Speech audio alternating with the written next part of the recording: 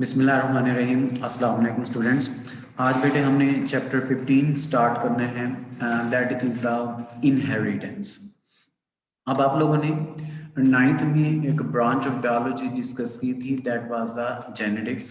Genetics बेटे क्या है? It is the branch of biology in which we study the inheritance, या हम इसको ऐसे भी डिफाइन कर सकते हैं, it is the branch of biology in which we study the role of genes in inheritance.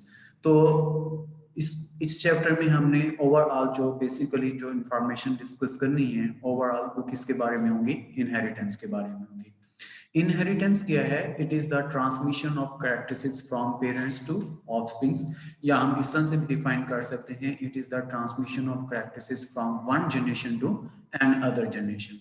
इस स्टडी को क्या नाम दिया जाता है? That is known as inheritance. अब the characteristics which are transmitted from parents to offsprings, उन्हें हम क्या नाम देते हैं? ट्रेट्स कहते हैं, और इन्हें हेरिडिटरी कैरेक्टरिस्टिक्स भी कहा जाता है। तो बेसिकली जो हम कह सकते हैं कि इनहेरिटेंस के अंदर जो ऑर्गेनिजम्स हैं वो ट्रेट्स को ए पेरेंट से ऑफस्प्रिंग में ट्रांसमिट किया जाता है, और उसकी स्टडी को हम क्या नाम देते हैं? जेनेटिक्स। ठीक है, और ट्रांसमिशन का जो ओवरऑल प्रोसेस है उसे क्या नाम देते हैं? That is known as inheritance. अब अगर हम फॉर एग्जांपल ह्यूमन की अगर हम बात करें तो उसमें डिफरेंट ट्रेट्स मिलती हैं। उसमें से अगर हम फेमस देखें, जैसे हाइट है, कलर ऑफ आईज है, इंटेलिजेंस है, ये सारी जो हैं इनहेरिटेबल ट्रेड्स हैं which belong to the human specially. अब आप लोगों ने पढ़ा हुआ है कि पेरेंट्स जो हैं ये कैरेक्टरिस्टिक्स जंग वन में ट्रांसमिट करते हैं थ्रू देयर जीन ट्रांसमिशन। इन जीन्स के थ्रू बेसिकली वो ट्रांसमिट कर रहे होते हैं गैमेट्स की फॉर्मेशन में, तो जीन्स भी अपने साथ वो क्या कर रहे होते हैं? ट्रांसमिट कर रहे होते हैं। अब हमें पाया जाता है, पता है कि एक फर्टिलाइजेशन में क्या होता है कि जो क्रोमोसोम्स हैं वो क्या पाए जाते हैं? इक्वल नंबर ऑफ क्रोमोसोम पाए जाते हैं।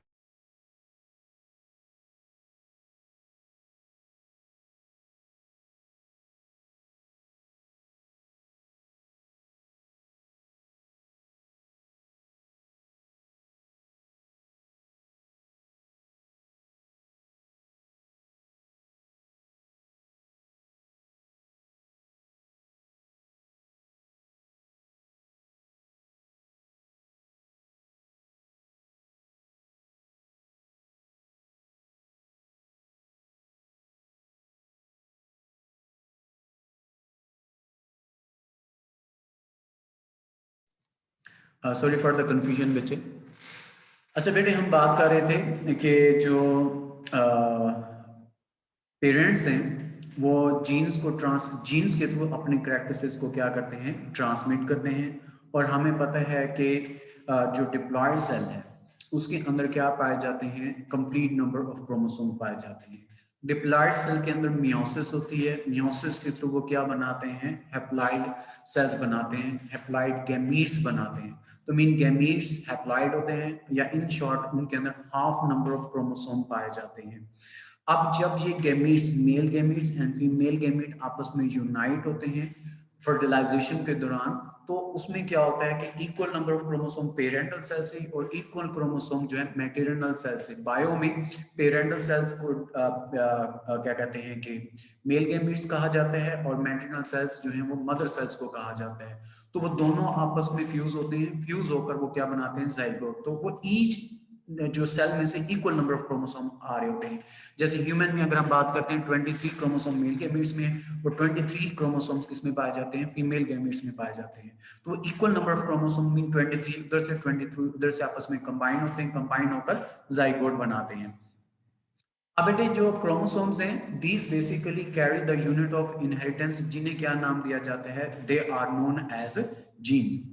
मीन जो क्या कह सकते हैं कि क्रोमोसोम के ऊपर यूनिट्स पाए जाते हैं इनहेरिटेंस के, उन यूनिट्स को क्या कहते हैं? हम जीन्स कहते हैं। जैसे फॉर एग्जांपल फर्टिलाइजेशन में अगर हम ह्यूमन में देखें, हमें पता है कि sperm cell that is the male gamete, उसमें नंबर ऑफ क्रोमोसोम कितने पाए जाते हैं? 23। इसी तरह से एग सेल और ओवियम जो कि फीमेल गैमेट है, इसमें भी नंबर ऑफ क्रोमोसोम कितने पाए जाते हैं? 23। फर्टिलाइजेशन के प्रोसेस में ये दोनों गैमेट्स आपस में क्या होते हैं? फ्यूज होते हैं। फ्यूज होकर क्या बनाते हैं? जाइगोट। तो जाइगोट में टोटल नंबर ऑफ क्रोमोसोम क्या होते हैं 46 mean complete number of chromosome है, या 23 पेयर्स भी कह सकते हैं वो पाए जाते हैं। तो जाइगोट ने क्या किया, स्पर्म सेल से और एग सेल से इक्वल नंबर ऑफ क्रोमोसोम्स क्या किए हैं, रिसीव किए हैं, और in this way it has received equal number of genes as well from the both cells. अब बेसिकली जो इनहेरिटेंस का मेजर जो रोल है that is under the control of chromosomes and genes. अब जीन्स जो है वो डीएनए के ऊपर कंसिस्ट होते हैं and they contain specific instruction for the protein synthesis. वो किस तरह से, ये आगे वाले टॉपिक में हमने इंशाल्लाह यही डिस्कस करना है। The body cells have constant number of paired chromosome। इन जितने भी ऑर्गेनिजम्स हैं उसमें constant number of paired chromosome है। जैसे ह्यूमन में अगर हम बात करें तो कितने पाए जाते हैं, 23 पेयर्स पाए जाते हैं। ये बॉडी सेल्स की बात हो रही है, ज़हन में रखना, गैमीट सेल की नहीं बात हो रही, जिसे हम सोमैटिक सेल्स कहते हैं उनकी बात हो रही है, जो हमारी बॉडी को सिंथेसाइज करते हैं, बनाते हैं। Two chromosomes of a pair are known as homologous chromosomes, क्योंकि क्रोमोसोम्स हमारी बॉडी के अंदर 46 हैं टोटल, लेकिन पेयर्स कितने पाए जाते हैं, 23 हैं।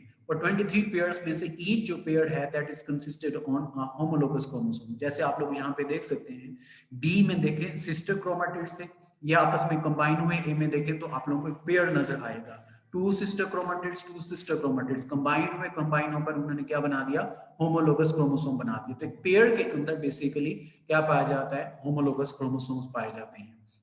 इन ह्यूमन सेल अगर हम देखें, there are 23 pairs of homologous chromosomes, जो कि टोटल कितने नंबर ऑफ क्रोमोसोम बनाते हैं, 46 बनाते हैं। And chromosome is made up of chromatin material, जिसे आप लोग क्रोमेटिन भी कह सकते हैं। ये आप लोगों ने 9th में न्यूक्लियस वाले चैप्टर में भी ये सारी चीजें डिस्कस की हुई हैं। जो क्रोमोसोम है वो किस चीज से मिलकर बने होते हैं, क्रोमेटिन, सॉरी, जो इन चीजों पर कंसिस्ट होते हैं। फर्दर आप लोगों ने पढ़ा हुआ है वहां पे जो यूकैरियोटिक सेल होता है, वो जो उसका जो क्रोमोसोम है that is further made up of DNA and protein. तो हम कहते हैं कि इसी तरह से जो क्रोमेटिन है, जो कि कॉम्प्लेक्स मटेरियल है, दो चीजों से मिलकर बना होता है, डीएनए एंड प्रोटीन से। और इसमें ज्यादातर जो प्रोटीन है वो कौन सी होती है, हिस्टोन प्रोटीन पाई जाती है।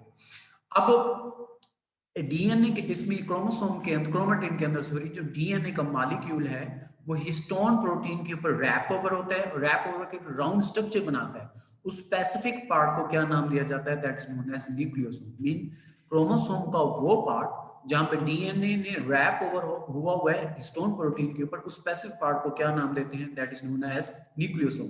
And DNA is also present between two nucleosomes. Nucleosome के दरमियान अकेला डीएनए होगा, वहां पे प्रोटीन वगैरह नहीं पाई जाएगी। In this way, nucleosome and DNA between them look like beads on the strings। जैसे तस्बीह के दाने होते हैं, जैसे तस्बीह का जो धागा है वो ले ले डीएनए का मॉलिक्यूल, और उसके जो दाने हैं वो हम ले लेते हैं हिस्टोन प्रोटीन। तो वो कहते हैं कि इस शेप में वो स्ट्रक्चर लाइक जो है वो शो होते हैं। फिर उसके बाद the fibres consistent of nucleosome condense into compact form. Mean हुआ ये न्यूक्लियोसोम बनना, उनके दरमियान डीएनए उसने एक और न्यूक्लियोसोम का आपस में अटैच किया, इस तरह से न्यूक्लियोसोम एक दूसरे के साथ अटैच होते गए कंडेंस स्ट्रक्चर बना। वो कंडेंस स्ट्रक्चर मिलके वो क्या बनाते हैं, फाइबर बनाते हैं। फिर फाइबर आगे इकट्ठे होकर क्या बनाते हैं, क्रोमोसोम बनाते हैं। जैसे बुक में आप लोग देखें तो वहां पे आप लोगों को ये डायग्राम दी होगी, यहाँ पे आप लोग बेटे देख सकते हैं, जो रेड कलर में है वो प्रोटीन है, और ज्यादातर इसमें प्रोटीन कौन सी पाई जाती है, हिस्टोन प्रोटीन पाई जाती है।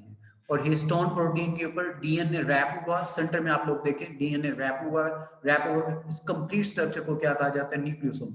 एक न्यूक्लियोसोम ये है, एक न्यूक्लियोसोम ये है, दोनों न्यूक्लियोसोम के दरमियान क्या पाया जाता है, डीएनए भी पाया जाता है। इस तरह से कॉम्प्लेक्स स्ट्रक्चर बनता जाता है। इसको आप लोग इस तरह से देख सकते हैं, ये क्रोमेटिन मटेरियल है, कंडेंस स्ट्रक्चर होता है। अब इस क्रोमेटिन मटेरियल को अगर हम माइक्रोस्कोप के थ्रू देखें, it is consisted of chromosomes. अब क्रोमोसोम को ओपन करके देखें तो आप लोगों को वहां पे क्रोमेटिन फाइबर नजर आएगा। क्रोमेटिन फाइबर को फर्दर ओपन करते हैं तो उसमें हमें मैनी न्यूक्लियोसोम, न्यूक्लियोसोम के दरमियान डीएनए, और डीएनए के अंदर क्या पाई जाती है, हिस्टोन प्रोटीन पाई जाती है। तो बेसिकली डीएनए पहले कंबाइन हुआ कर कॉम्प्लेक्स स्ट्रक्चर बनाया, हिस्टोन प्रोटीन को मिलाया, न्यूक्लियोसोम बनाया। इस तरह से हिस्टोन प्रोटीन बनते गए, क्रोमेटिन फाइबर बना, क्रोमेटिन फाइबर आगे कंबाइन होकर क्रोमोसोम बनाया, क्रोमोसोम कंडेंस होकर क्या बना दिया, क्रोमेटिन बना दिया। तो ये कॉम्प्लेक्स स्ट्रक्चर पाया जाता है हमारे हेरिडिटरी मटेरियल के अंदर। अब बेसिकली मेन जो चीज यहाँ पे रोल प्ले कर रही है वो क्या है जी, डीएनए। अब डीएनए काम किस तरह से करता है इसको अंडरस्टैंड करने से पहले इसका स्ट्रक्चर पता होना चाहिए। इसका स्ट्रक्चर को इलेबोरेट करने के लिए टू साइंटिस्ट ने मॉडल दिया था जिसे हम क्या नाम देते हैं, वाटसन एंड क्रिक मॉडल, जो कि बेसिकली डीएनए के स्ट्रक्चर को इलेबोरेट करते हैं। In 1953, James Watson and Francis Crick proposed the structure of DNA, और उन्हीं के नाम से इसके स्ट्रक्चर को क्या कहा जाता है, Watson and Crick model of DNA भी कहते हैं। According to the Watson and Crick model, a DNA molecule consists of two polynucleotide strands. Poly का मतलब होता है बेटे many, several. Nucleotides mean ऐसे ऑर्गेनिक मॉलिक्यूल जिसमें एटलीस्ट वन नाइट्रोजन पाया जाए, जिसे हम नाइट्रोजीनियस बेसिस भी कहते हैं। तो मैनी नाइट्रोजीनियस बेसिस कंबाइन होते हैं, कंबाइन होकर टू पॉलीन्यूक्लियोटाइड स्ट्रैंड्स बनाते हैं। These strands are coiled around each other in the form of double helix, mean जैसे दो स्ट्रिंग को एक दूसरे के ऊपर चढ़ा दिया जाता है उस फॉर्म में नजर आते हैं।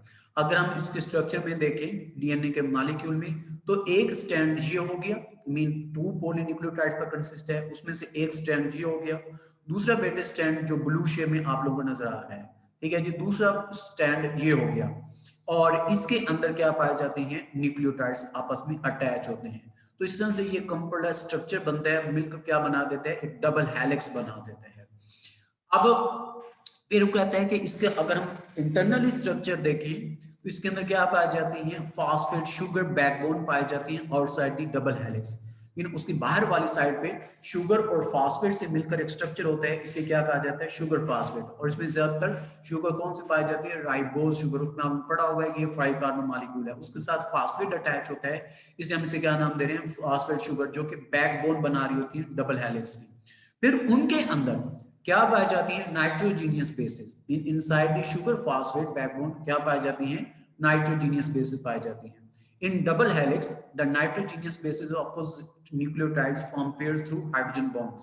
या सिंपल ये भी कह सकते हैं, दोनों साइडों से जो एक नाइट्रोजीनियस बेस आप लेफ्ट पे ले लें, दूसरी राइट पे ले लें, दोनों आपस में एक दूसरे के साथ कनेक्टेड होती हैं, और किसके थ्रू कनेक्टेड होती हैं, हाइड्रोजन बॉन्ड के थ्रू कनेक्टेड होती है। जैसे फॉर एग्जांपल जहां पे आप लोग देख सकते हैं डीएनए का स्ट्रक्चर, तो डीएनए के स्ट्रक्चर में आप लोग जो डबल हेलिक्स है, बाहर वाला जो स्ट्रक्चर है, वहां पे आप लोगों को ग्रीन कलर के जो है ये 5 कार्बन मॉलिक्यूल नजर आ रहा है, जो कि शुगर मॉलिक्यूल है। उसमें येलो कलर के फास्फेट अटैच हो रहे हैं, इन दोनों को कलेक्टिवली क्या कहा जाता है, शुगर फास्फेट, जो कि इस डबल हेलिक्स की क्या बना रहे होते हैं, बैकबोन बना रहे होते हैं। तो राइबोज है, उसके साथ फास्फेट का मॉलिक्यूल अटैच है, इसलिए हम इन्हें क्या नाम दे रहे हैं, शुगर फास्फेट कह रहे हैं। और ये दोनों साइडों पे पाई जा रही है, लेफ्ट साइड पे भी है और राइट साइड पे भी आप लोगों को नजर आ रही है। इनके दरमियान में बेस पेयरिंग हो रही है, मीन जो नाइट्रोजीनियस बेसिस हैं वो आपस में क्या हो रही होती है, कंबाइन हो रही होती है। तो मैनी नाइट्रोजीनियस बेसिस इसमें पाई जाती हैं, और ये जो नाइट्रोजन बेसिस है यहाँ पे आप देख सकते हैं आपस में वो एक दूसरे के साथ सेंटर में कनेक्टेड है, लेकिन किसके थ्रू कनेक्टेड होते हैं, थ्रू द हाइड्रोजन बॉन्ड। इसमें मैनी नाइट्रोजीनियस बेसिस पाई जाती है, लेकिन उसकी टाइप्स 4 पाई जाती हैं। उसमें से एक थायामीन है, दूसरी एडेनिन है, तीसरी जो पाई जाती है वो क्या है बेटे, गवानीन, और फोर्थ वन जो है वो साइटोसिन। ये 4 नाइट्रोजीनियस बेसिस हैं, लेकिन वो डिफरेंट ऑर्डर से आपस में कनेक्टेड होती हैं, कॉन्टैक्ट होकर मैनी नंबर्स ये क्या करती हैं, बनाती हैं। थाउजेंड्स ऑफ नंबर्स एक डीएनए के मॉलिक्यूल के अंदर इनके पाए जा सकते हैं। अब यही जो हमने बात की कि ये जो बेस है, जिसे नाइट्रोजीनियस बेसिस कह रहे हैं, हम न्यूक्लियोटाइड भी कहते हैं, वो आपस में कनेक्टेड होती हैं, लेकिन इनकी पेयरिंग क्या होती है, हमेशा बहुत स्पेसिफिक होती है। Nitrogenous base adenine of one nucleotide forms a pair with thiamine of opposing nucleotide. या आप सिंपल ये भी कह सकते हैं कि जो एडेनिन है ये हमेशा थायामीन के साथ क्या करती है, बॉन्ड बनाती है, या थायामीन ने हमेशा एडेनिन के साथ बॉन्ड बनाना है, एडेनिन ने गवानीन या साइटोसिन के साथ बॉन्ड नहीं बनाना, ये सिर्फ थायामीन के साथ बॉन्ड बनाएगी। And the cytosine forms pair with guanine, तो साइटोसिन ने हमेशा किसके साथ अटैच होना है, गवानीन के साथ अटैच होना है। And there are 2 hydrogen bond between adenine and thymine. Adenine और थायामीन जब आपस में कनेक्ट होते हैं तो उसमें 2 हाइड्रोजन बॉन्ड पाए जाते हैं, और गवानीन और साइटोसिन में क्या पाए जाते हैं, ट्रिपल हाइड्रोजन बॉन्ड पाए जाते हैं। इस बेस पेयरिंग को लर्न करने का मैंने आप लोगों को फार्मूला ऑलरेडी बताया हुआ है, AT GC. AT mean A and T, A for adenine and T for thymine, GC mean guanine and cytosine. तो इस तरह से सीक्वेंस आप लोगों को याद रहेगा। लेकिन एडेनिन और थायामीन में डबल हाइड्रोजन बॉन्ड है, साइटोसिन और गवानीन में ट्रिपल हाइड्रोजन बॉन्ड पाया जाता है। ये आप लोगों ने पॉइंट ध्यान में रखना है। The fibres consistent of nucleosome condense into compact form, mean fibres इकट्ठे होकर एक स्ट्रक्चर बनाएंगे जिसे हम क्या नाम देते हैं, that is known as chromosome. आप लोगों की बुक में अगर डायग्राम देखें तो उसमें आप लोगों को इस तरह से पॉलीन्यूक्लियोटाइड स्ट्रैंड्स दिया होगा। इसका अगर हम ये क्रॉस सेक्शनल स्ट्रक्चर देखते हैं डबल हेलिक्स का, तो उसमें हमें सेंटर में इस तरह से आप लोगों को नजर आएंगे। तो येलो जो सेंटर में नजर आ रही हैं ये बेसिकली क्या है, नाइट्रोजीनियस बेसिस हैं, और जो बाकी जो है शुगर और फास्फेट के आप लोगों को मॉलिक्यूल्स नजर आ रहे होंगे। अब जो येलो वाले हैं यहाँ पे आप देख सकते हैं कहीं पे डबल हाइड्रोजन बॉन्ड है, कहीं पे ट्रिपल हाइड्रोजन बॉन्ड है। जैसे दोनों फर्स्ट वाला और लास्ट वाला देखें उसमें डबल हाइड्रोजन बॉन्ड है, सेंटर वाले दोनों के अंदर क्या पाया जाता है, ट्रिपल हाइड्रोजन बॉन्ड है। तो हम कह सकते हैं फर्स्ट और लास्ट एडेनिन और थायमिन में बॉन्ड है, सेंटर वाले दोनों गवानीन और साइटोसिन के साथ बॉन्ड बना रहे हैं। और जो बाहर से नजर आ रही है हम क्या नाम दे रहे हैं, फास्फेट शुगर बैकबोन, क्योंकि शुगर के साथ क्या अटैच है, फास्फेट का मॉलिक्यूल अटैच होता है, दोनों को कलेक्टली क्या कहते हैं, फास्फेट शुगर बैकबोन कहते हैं। अब इसका हम थोड़ा सा एनिमेशन के तो स्ट्रक्चर देख सकते हैं। आप इसमें बेटे देखें जो स्ट्रक्चर है डीएनए का वो हमें कुछ इस तरह से कॉइल्ड फॉर्म में नजर आता है। अब ये तो आ गया एक मतलब एक 3D व्यू की फॉर्म में। इसके अंदर अगर हम जाके देखें तो इसको हमने स्टडी करना है through their structural form, mean structural form में ये किस तरह से नजर आता है। तो वहां पे आप लोग देखें अंदर जाके तो इस तरह से आप लोगों को बॉन्ड बनाते हुए बेसिकली नाइट्रोजनियस बेसिस नजर आएंगे। शुरू में याद होगा हमने कहा था डीएनए क्या होता है, पॉलीन्यूक्लियोटाइड्स पर कंसिस्ट होता है, मीन इसके अंदर मैनी न्यूक्लियोटाइड्स पाए जाते हैं। तो खैर ये आप लोगों को डबल हेलिक्स नजर आ रहा है, टू स्ट्रैंड जो है वो टू कलर्स में यहाँ पे क्या कर दिए गए हैं, शो करवा दिए गए हैं कि इसमें दो डिफरेंट जो है कलर्स, टू डिफरेंट स्ट्रैंड्स पाए जाते हैं, एक नहीं होता। और इसके अंदर मोलेकुलर फॉर्म में देखें तो इस तरह से हमें ये नजर आता है। और अगर हम इसे स्ट्रेट करके देखें तो इस तरह से हमें ये स्ट्रक्चर जो है नजर आएगा, एक स्ट्रैंड ऊपर की तरफ है, एक स्ट्रैंड क्या है, नीचे की तरफ है। एक हो गया जी। ऊपर वाले स्ट्रैंड्स में अगर हम देखें, ये जो आप लोगों को लाइट किए जा रहे हैं हाईलाइट, ये न्यूक्लियोटाइड है, ठीक है, मैनी न्यूक्लियोटाइड्स पाए जाते हैं। और उसमें जो और येलो कलर में शुगर फास्फेट है, नीचे जो है वो आप लोगों को पता है वो क्या नजर, ये शुगर और फास्फेट दोनों मिलकर क्या बनाते हैं, शुगर फास्फेट बैकबोन। तो नीचे एडेनिन, गावानिन, साइटोसिन, ये नाइट्रोजीनियस बेसिस है, ठीक है। थायमीन हो गई, इसी तरह से क्या पाई जाती है, साइटोसिन पाई जाती है। ये सारी क्या आ जाती हैं, बेसिस या नाइट्रोजनियस बेस। और ये कंप्लीट जो स्ट्रक्चर है इससे हम क्या नाम देते हैं, that is known as a single nucleotide. इस तरह से मैनी न्यूक्लियोटाइड्स पाए जाते हैं। इसी से क्या कहा जाता है, जो डीएनए का मॉलिक्यूल है वो क्या है, पॉलीन्यूक्लियोटाइड मॉलिक्यूल पर क्या होता है, कंसिस्ट होते हैं।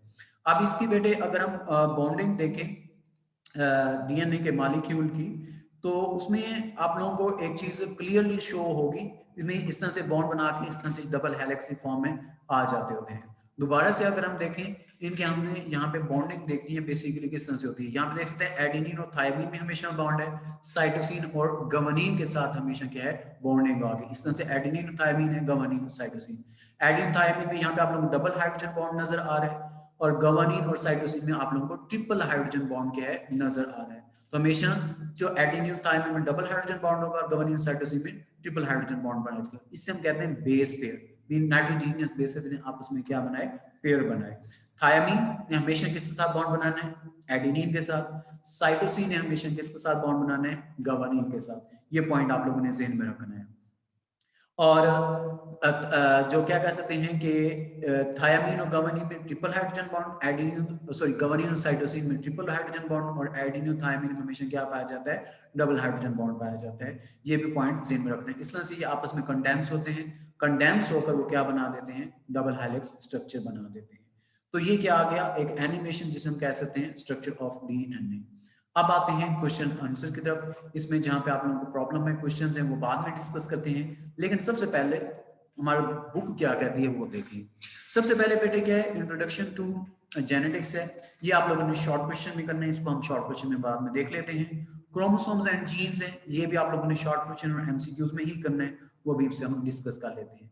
जो इंपॉर्टेंट चीज है वो है जी discuss the Watson and Crick model of DNA, or describe the structure of DNA. किसी तरह से भी ये क्वेश्चन पूछा जा सकता है।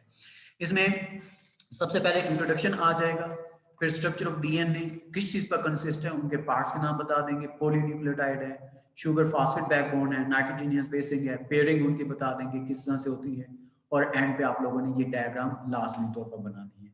तो ये क्या आ गया आप लोगों के लॉन्ग क्वेश्चन। दोबारा से हेडिंग मतलब देख लें, तो सिर्फ यही हेडिंग्स है, बाकी सारा पॉइंट्स भी बताया हुआ है। छोटा सा टॉपिक है, पहला लॉन्ग क्वेश्चन है आप लोगों का, स्ट्रक्चर ऑफ डीएनए और Watson and Crick model of DNA. और जो रेप्लिकेशन ऑफ डीएनए वो सिलेबस में इंक्लूडेड नहीं है, इन्होंने वैसे इंक्लूड की हुई थी इसलिए फिलहाल उसे स्किप किया हमने, बोर्ड में ये नहीं है फिलहाल। अच्छा पहले एमसीक्यूज में आए, सबसे पहले branch of biology that deals with the study of inheritance, उसे क्या नाम दिया जाता है, that is known as genetics. उसके बाद है जी transmission of characteristics from parents to offspring is known as, transmission को क्या नाम दिया जाता है, that's known as inheritance. Chromosomes carry the unit of inheritance which are called genes, या ये भी पूछा जा सकता है which one of the following is the unit of inheritance, तो हम बताएंगे वो क्या होते हैं, जीन्स होते हैं।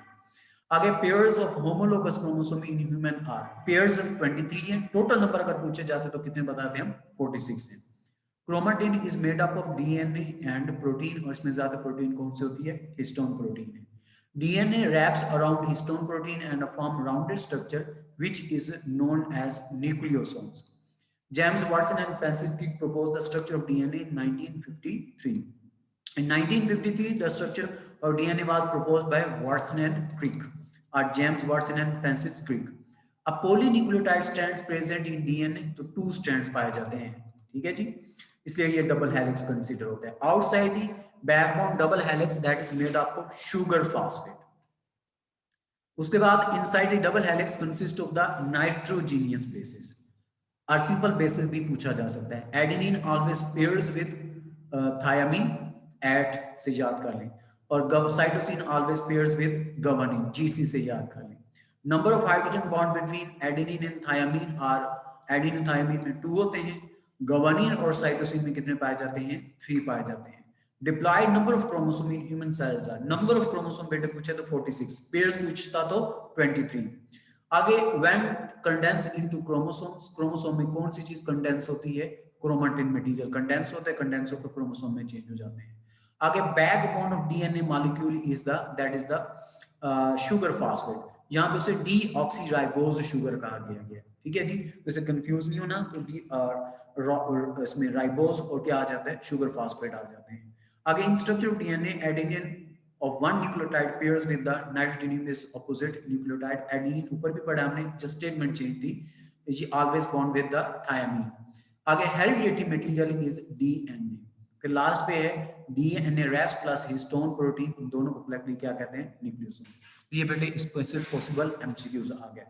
आगे शॉर्ट क्वेश्चंस हैं, इंट्रोडक्शन में से डेफिनेशन सिंपल है, पहले भी पढ़ी हुई हैं लेकिन इंपॉर्टेंट है, अक्सर ये बोर्ड में आती होती हैं। सबसे पहला है डिफाइन जेनेटिक्स, उसकी डेफिनेशन बताएंगे। इनहेरिटेंस क्या है, उसकी डेफिनेशन बता देंगे। फिर शॉर्ट, अक्सर ये बोर्ड में आता होता है, what are traits and write two human traits, उसमें बेटे हमने ट्रेड्स की डेफिनेशन बता देनी है और कोई से 2 ट्रेड्स के आप लोगों ने नाम बता देने हैं ह्यूमन के रेफरेंस से। आगे जी give the composition of chromatin और क्रोमोसोम, उसमें हमने बताना है कि क्रोमोसोम किस चीज से मिलकर बना होता है, एक तो क्रोमेटिन मटेरियल, और क्रोमेटिन मटेरियल पर हम बताएंगे वो डीएनए और प्रोटीन से मिलकर बना होता है। फिर है न्यूक्लियोसोम, इंपॉर्टेंट डेफिनेशन है, हम बताएंगे डीएनए रैप ओवर होता है स्टोन के ऊपर और ग्राउंड स्ट्रक्चर बनाते हैं, उसे क्या कहा जाता है, न्यूक्लियोसोम। डबल हेलिक्स क्या है, उसे हम बताएंगे जो डीएनए मॉलिक्यूल है 2 पॉलीन्यूक्लियोटाइड स्ट्रैंड्स पर होते हैं, ये स्ट्रैंड कॉइल्ड ओवर को क्या बना देते हैं, डबल हेलिक्स। आगे बेटे जो लास्ट चैप्टर क्वेश्चन नंबर 8 देखें, make the list of nitrogenous bases in double helix, mean हमने नाइट्रोजीनियस बेसिस के नाम बताने हैं, तो नाम बता देंगे। आगे what are homologous chromosomes, are what are homologous chromatin chromosomes and how many of these exist in numbers, उसकी डेफिनेशन दी हुई थी और हमने नंबर्स में बता देने, पेयर्स में भी बता देंगे और टोटल बता देंगे। ये था